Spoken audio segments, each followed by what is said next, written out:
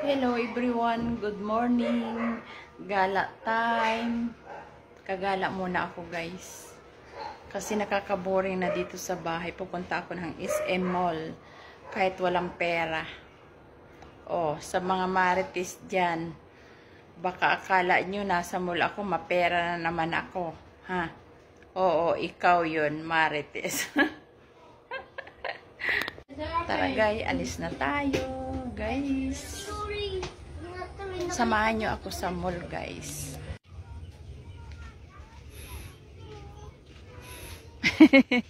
Hi muna. Hello. Saan may punta? Ha, meron lang akong anuhin, gagala lang. Gala time. Mainit. Alis ka pa lang o nakadating ka na? Galing sa'yo yan. Ganda. Si Ate Nanet. Mainit na talaga guys. Very hot. Dito na ako guys. Ha, ang init. Hawag na tayo ng tricycle. Ganda ng halaman. Oh. May tawag dyan sa halaman na yan. Malalaking dahon. Tumawag na ako ng tricycle guys.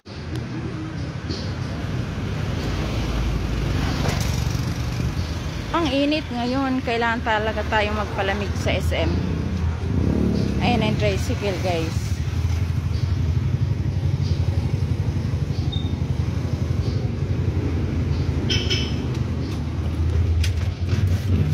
Ano po tayo ngayon? Ano po kasi ikot po tayo ng City Mall. Ha? Bali, tayo po is 20 po isa. Ba't iikot? Mahapa po sa may iglesia po. Saan? Mahapa po sa may bandang iglesia. Paano naging... Hindi po tayo makakadaan po. Ba't sabi pwede na daw? Sabi ko rin po makakadaan. Pero doon po sa may iglesia po dito po. Ano ibig mo sabihin? So magkano pa masahe nun? Bali yung patak po ng 40 po. My God. O sadyang iniikot lang ng mga driver.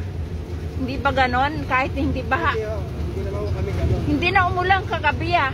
Oo, hindi nga. Wala, pero may baha pa po sa may sa may iglesia po. Baha pa po doon. Mataas pa po tubig. Hindi pa po makatawid sa sasakyan. That's all for now mga karilasit. May additional pa palang pamasahe. Hindi ko alam kung ano't mamaya titinan ko pagkaano kung baha nga doon. That's all for now mga karilasit. Thank you for watching.